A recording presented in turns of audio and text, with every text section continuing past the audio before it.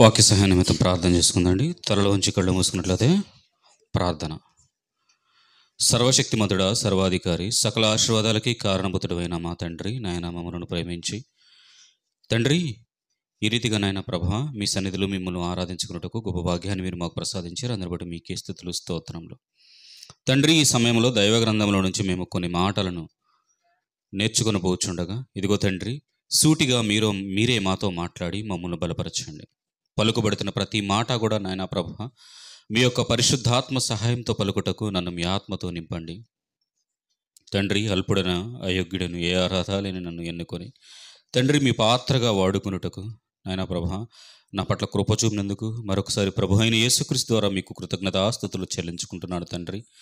తండ్రి నాయన ప్రభా వింటున్న బిడ్డలు కూడా నాయన ప్రభా మాటలను హృదయమందు భద్రపరుచుకొని మీకోసం ఉన్నతంగా నాయన ప్రభా గురి కలిగి జీవించే బిడ్డలుగా ఉండడానికి సహాయతను గ్రహించమని మా ప్రభువు మీ ప్రియకుమారుడు యేసుక్రీస్తు వారి పేరట మిక్కిలి వినయముతో ఈ ప్రార్థన అడిగి వేడుకుంటున్నాను తండ్రి.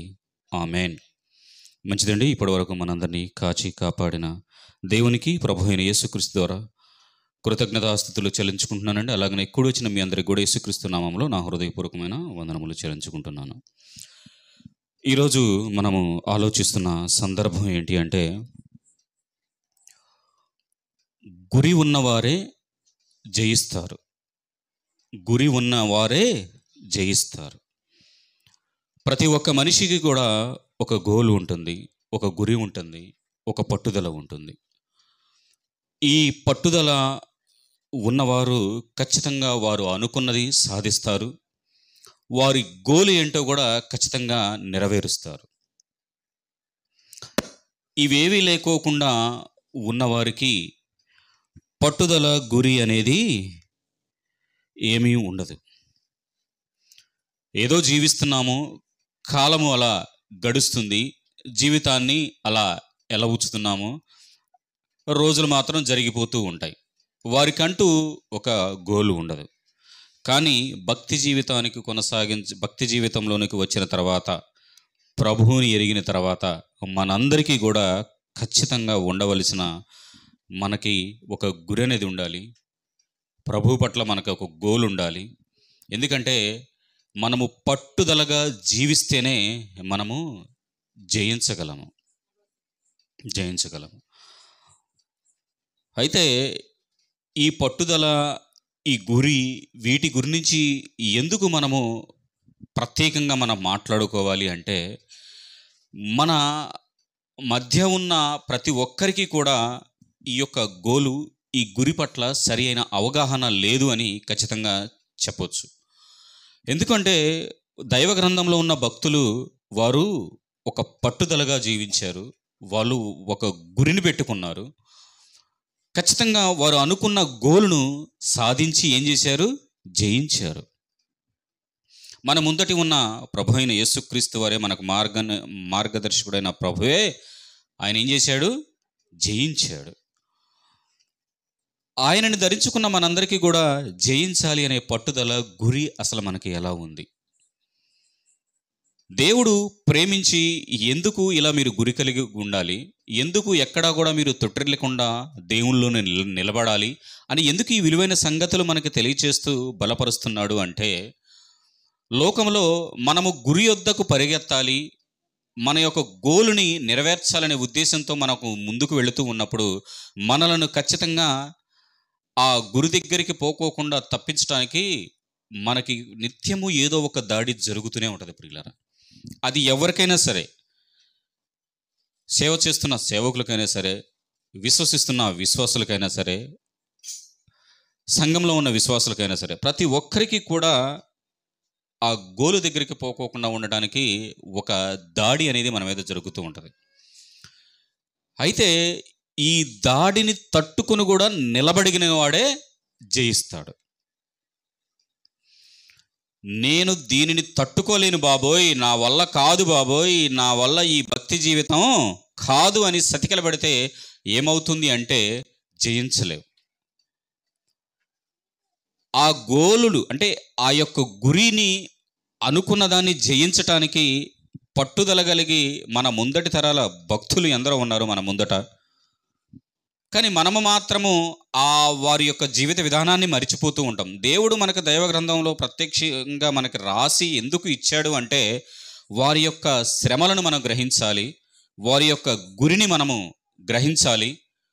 మనకి కూడా ఇలాంటి గురి ఉందనే అవగాహన కలిగి మనము ఉండాలి. వారి మీద కూడా దాడి జరిగింది. దైవ గ్రంథంలో భక్తులని ఉన్న వారందరికీ కూడా, అంటే క్రీస్తును ధరించుకున్న ప్రతి ఒక్కరి కూడా, క్రీస్తును వెంబడించిన వారందరికీ కూడా ఏం జరిగింది అంటే వారి మీద దాడి జరిగింది. ఏదో ఒక విధంగా దుష్టుడు శోధించడానికి ప్రయత్నం చేస్తూనే ఉన్నాడు.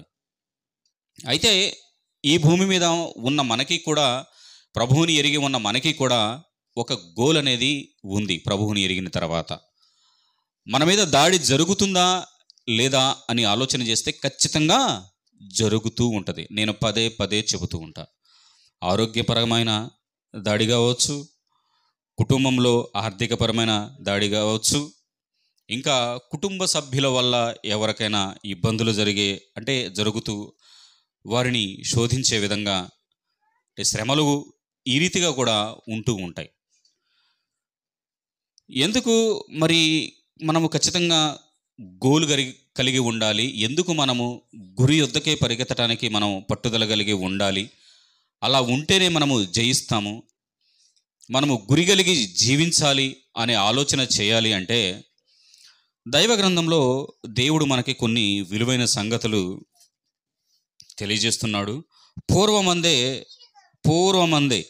ప్రభు అయిన యేసుక్రీస్తు వారు ఈ యొక్క భూమి మీదకి రాకముందే పూర్వమందే దేవుడు కొన్ని విలువైన సంగతులు మనకి తెలియజేస్తున్నాడు. చూడండి, ద్వితీయోపదేశకాండము 5వ అధ్యాయము 33వ వచనం. కాబట్టి మీరు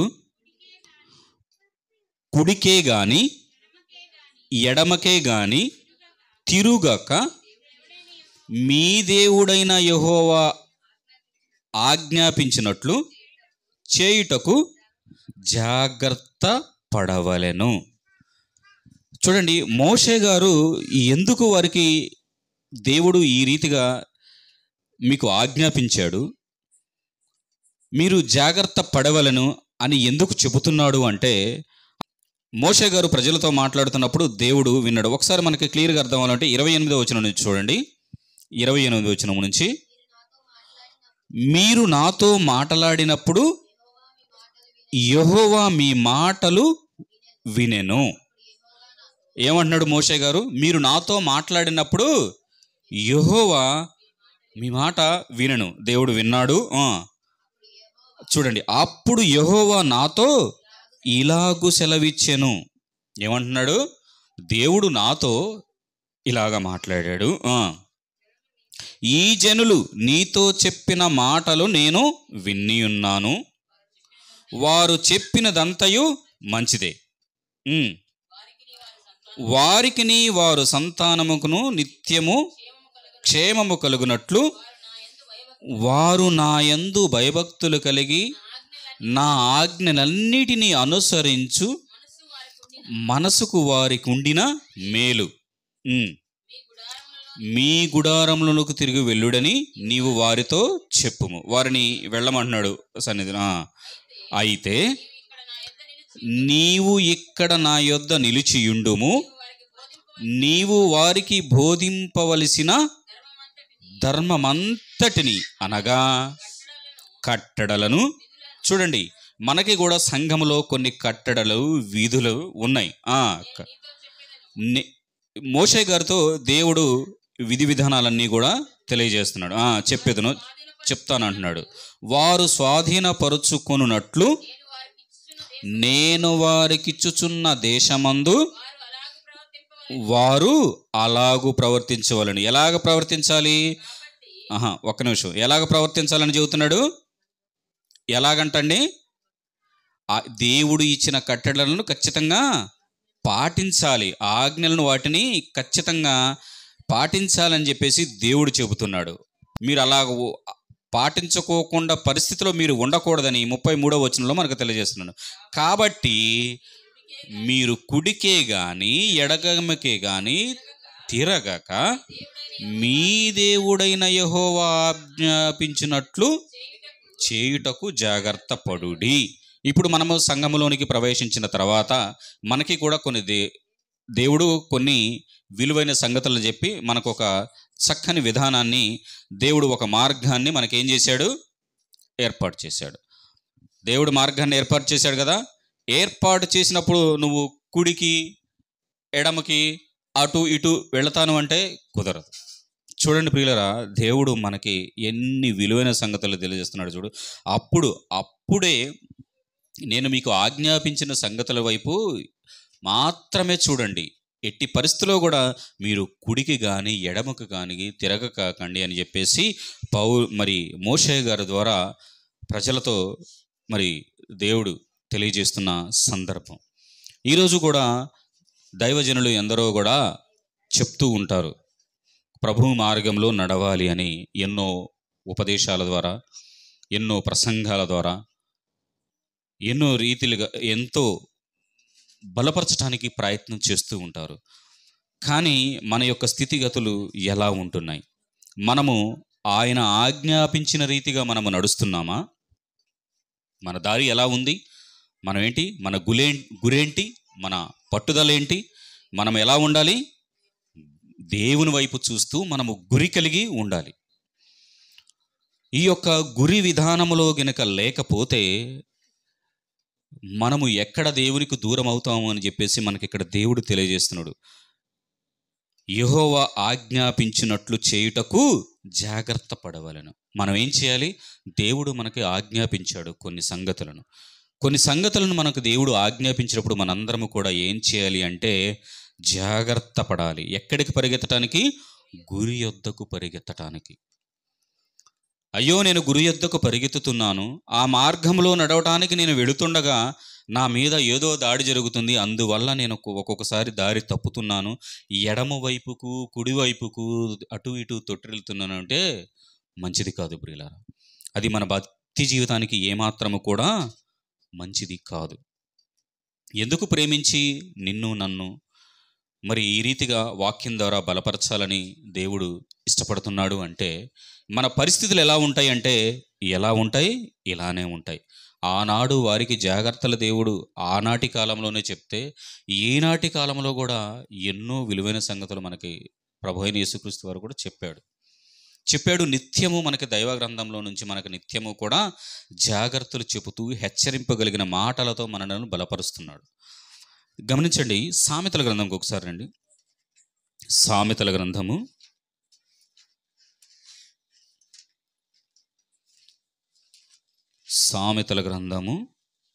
4వ అధ్యాయము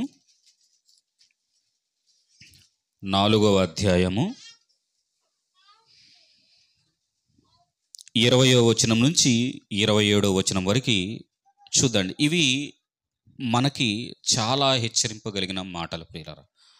చూడండి, దేవుడు మనకి తెలియజేస్తున్న సందర్భం. నా కుమారుడా, నా మాట ఆలకింపుము, నా మాట ఆలకింపుము. దేవుడు అంటున్నాడు, నా వాక్యములకు నీ చెవి యొగ్గుము, నీ కనుల ఎదుట నుండి వాటిని తొలగపోనీయకుము, నీ హృదయమందు వాటిని భద్రము చేసుకునుము. దొరికిన వారికి, చూడండి, అవి దొరికిన వారికంట అవి జీవమును, వారి సర్వ శరీరమునకు ఆరోగ్యమును ఇచ్చును. నీ హృదయములో నుండి జీవధారాలు బయలుదేరును. కాబట్టి అన్నిటికంటే ముఖ్యముగా నీ హృదయమును భద్రముగా కాపాడుకొనుము. మూర్ఖపు మాటలు నీ నోటికి రానియకము, పెదవుల నుండి కుటిలమైన మాటలు రానియకము. నీ కన్నులు, చూడండి మన సందర్భకొచ్చు, నీ కన్నులు ఇటు అటు చూడక సరిగా నీ కనురెప్పలు నీ ముందర సూటిగా చూడు మార్గము సరళము చేయము. అప్పుడు నీ మార్గములన్నీ స్థిరమగును. నీవు కుడి తట్టుకైనను ఎడము తట్టుకైనను తిరగకము.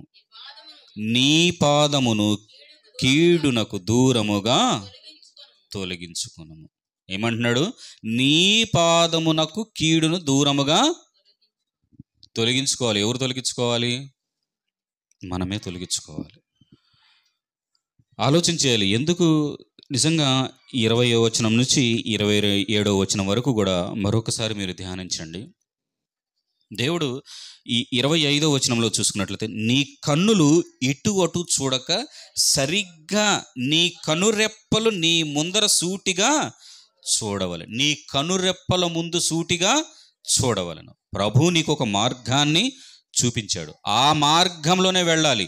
నేను అటు ఇటు దిక్కులు చూస్తూ ఉంటాను అంటే దిక్కు లేకోకుండా అయిపోతుంది పరిస్థితి.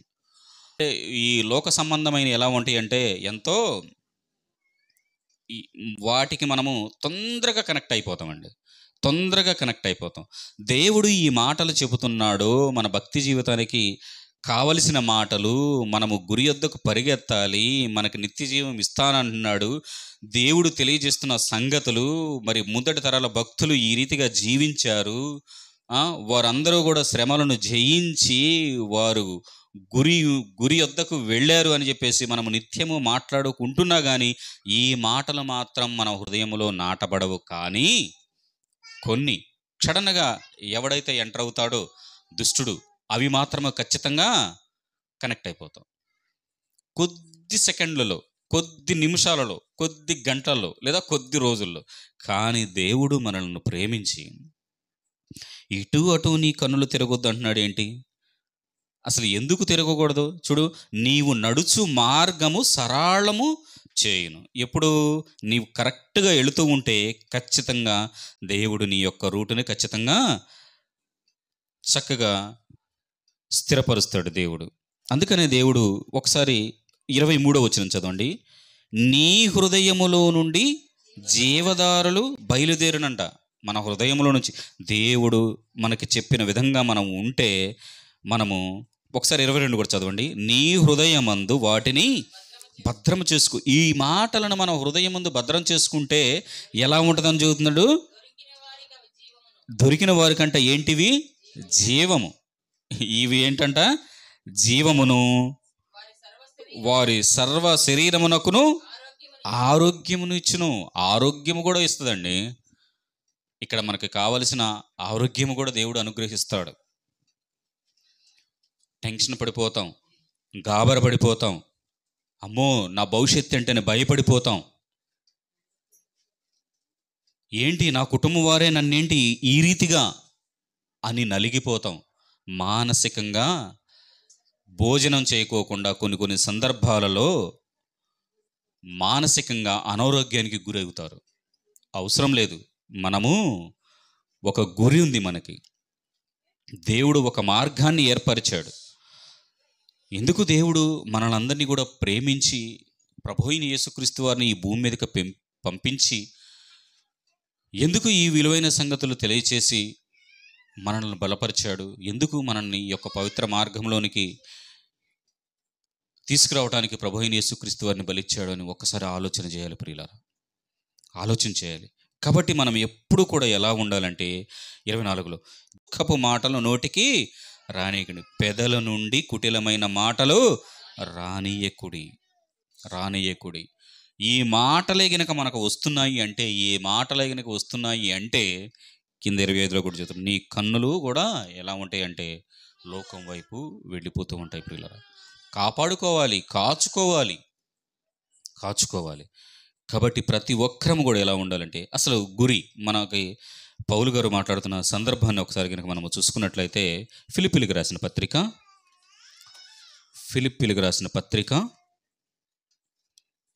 3వ అధ్యాయము 13-14 చూసుకుందండి. 3వ అధ్యాయము. సహోదరులారా, నేను ఇదివరకే పట్టుకొని ఉన్నానని తలంచుకొనను, అయితే ఒకటి చేయుచున్నాను. ఏమి మరిచాడంట? వెనుకున్న వాటిని ఏం చేశాడు? మరిచాడు. ముందున్న వాటికై వేగరపడుచు. ఏంటంట? ముందున్న వాటి కొరకు, అంటే నేను ఎప్పుడు నా యొక్క జీవితం అంతమైద్దో తెలియదు, ఎప్పుడు నేను జీవం విడిచిపోతానో తెలియదని ఏం చేస్తున్నాడంట, ముందున్న వాటి కొరకై వేగరపడుచు క్రీస్తునందు దేవుని ఉన్నతమైన పిలుపునకు కలుగు బహుమానమును పొందవలెనని గురి యొద్దకే పరిగెత్తుతున్నాడంట. ఎక్కడికి పరిగెత్తుతున్నాడు? గురి యొద్దకు పరిగెత్తుతున్నాడంట. మనకి కూడా ఉంది. ఎలా ఉంది మన పరిస్థితి? ఈ లోకాన్ని విసర్జిస్తున్నామా మనము? ఈ లోకాన్ని విసర్జించే స్థితిలో ఉన్నామా? ఏం చేశాడు పౌలు గారు? లోకాన్ని విసర్జించేశాడు. ఈ లోకం నాకు అవసరం లేదు, నా దేవుడు నాకు నిత్య జీవాన్ని ఇచ్చే లోకాన్ని నాకు ఏర్పాటు చేశాడు అని బలంగా నమ్మాడు, విశ్వసించిన ప్రకారం ఏం చేస్తున్నాడు? ఇటు అటు పక్కలెమ్మటి ఎటు కూడా చూడట్లేదు. ఎటు వెళ్తున్నాడు? చక్కగా గురి యొద్దకే పరిగెత్తుతున్నాడు. పరిగెత్తాలి మనము కూడా ఏం చేయాలి? గురిని చూడాలి. నా ప్రభువు ఏం చెప్పాడు అనే ఆలోచన కలిగి ఉండాలి ప్రియులారా. నిజంగా దేవుడు మనల్ని ప్రేమించి, హెబ్రీలకు రాసిన పత్రిక ఒకసారి చూడండి. హెబ్రీలకు రాసిన పత్రిక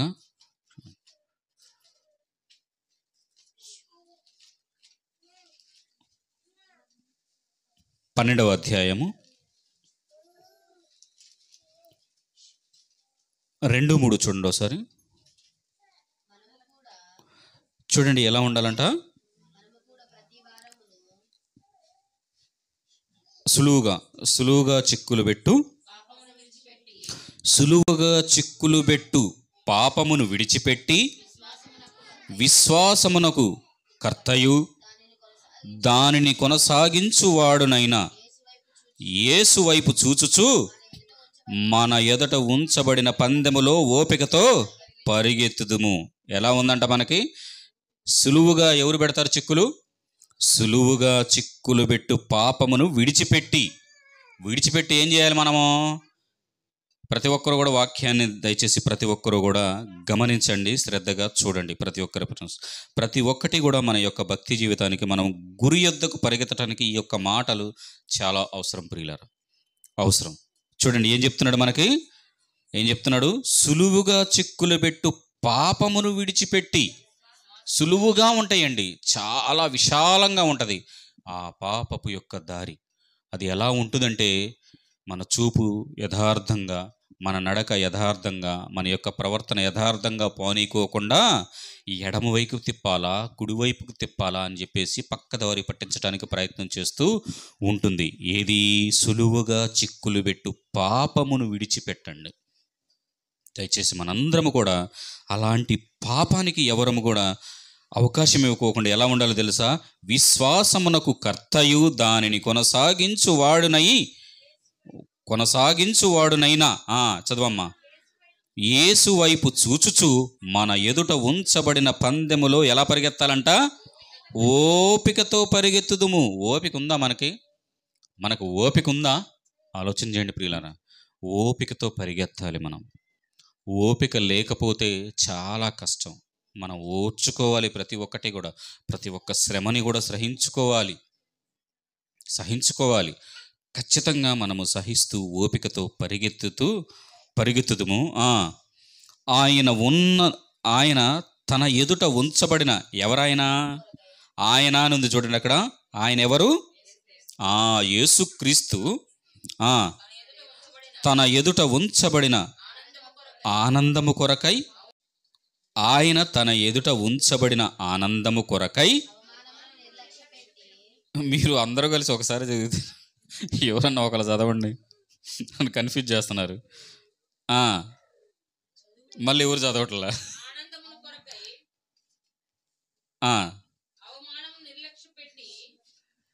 అవమానమును నిర్లక్ష్యపెట్టి ప్రభు అయిన యేసుక్రీస్తు వారు ఏం చేశాడంట? అవమానమును నిర్లక్ష్య పెట్టాడు. మనం అవమానమును ఏం చేస్తున్నాము? అమ్మో నాకు ఇంత అవమానం జరిగింది, అమ్మో నన్ను ఇంత మాట అన్నారు, అమ్మో నన్ను ఈ రీతిగా నన్ను తక్కువ చేసి మాట్లాడుతున్నారు. ఏం చేస్తున్నారు? దానిని విడిచిపెట్టట్లా. అంతకంటే నువ్వు ఒకటంటే నేను 2 అంటాను. చూడండి, అలానే ఉంది సమాజం. కానీ ఇక్కడ ప్రభువైన యేసుక్రీస్తు వారు ఏం చేస్తున్నాడు? అవమానమును నిర్లక్ష్య పెట్టి సిలువను సహించి దేవుని సింహాసనముని యొక్క కుడి పార్శ్వమున ఆసీనుడై ఉన్నాడు. ఏమై ఉన్నాడంట? వీటన్నిటిని నిర్లక్ష్య పెడితే ఉన్నాడా? వీటన్నిటిని అనుసరిస్తే ఉన్నాడా? నిర్లక్ష్య పెట్టాడు గనక ఎలా ఉన్నాడు? దేవుని కుడి పార్శ్వమున ఆసీనుడై ఉన్నాడు. తబిత, నువ్వు కూడా చదవమ్మా. నువ్వు చదువు. ఇప్పుడు బైబిల్ తీసుకుందా? సరే నందిని, నువ్వు చదవమ్మా. మీరు అలసట పడకయు మీ ప్రాణములు విసుకయు ఉండునట్లు పాపాత్ములు తనకు వ్యతిరేకముగా చేసిన తిరస్కారమంతయు ఓర్చుకొని ఆయనను తలంచుకొనుడి. మనకి ఎన్నో విధాలుగా సమస్యలు ఎదురవుతూనే ఉంటాయి. ఇలాంటి యొక్క అవమానాలు మనకి కూడా వస్తాయి. దయచేసి మనము ఆలోచన చేయవలసిన విషయం ఏంటంటే, నా ముందటి భక్తుడు లేదా నాకు మార్గదర్శి అయిన ప్రభు ఏ రీతిగా ఉన్నాడు, ఆ మార్గంలో ఎలా ప్రవేశించాడు, నేను కూడా అదే మార్గంలోనికి పోవటానికి వచ్చాను కదా ప్రభు దగ్గరికి. నేను రక్షణ పొందటానికి గల కారణం ఏంటి? ప్రభు దగ్గరికి వెళ్ళాలని కదా. వెళ్ళాలి అన్నప్పుడు ఖచ్చితంగా ఒకడు మన మీద దాడి చేసి నిన్ను అటు ఇటు లాగటానికి ప్రయత్నం చేస్తూ ఉంటాడు ఈ లోకంలో ఉన్నప్పుడు. కానీ మనము ఎప్పుడూ కూడా ఎలా ఉండాలి అంటే మీరు అలసట పడకయు మీ ప్రాణములను విసుకయు ఉండునట్లు ఎక్కడికి వెళ్ళాలి? ఇక్కడ ఎవరు మన మీద చేసినా కానీ మనము విసుక్కోవాల్సిన పని లేదు. మనం ఓపికతో ఎవరి వైపు చూడాలి? ప్రభు వైపు చూడాలి, దేవుని వైపే చూడాలి. మనం వేరే వైపు చూసాము అంటే, వేరే వైపు చూడటానికే ఇవన్నీ కూడా మన మీద దాడి జరుగుతూ ఉంటాయి ప్రియులారా, దాడి జరుగుతూ ఉంటాయి. కాకపోతే మనం ఏంటంటే గ్రహించము. ఎందుకు నాకు ఈ బాధ అని మనము కుమిలిపోతూ ఉంటాము, నలిగిపోతూ ఉంటాము. వెనుకబడిపోయే స్థితిలో మాత్రం దయచేసి ఏ ఒక్కరూ కూడా ఉండకూడదు. ఆ యొక్క శ్రమను జయించటానికి ఈ యొక్క పరీక్ష వచ్చిందని మనం ఏం చేయాలంటే ఓర్చుకోవాలి.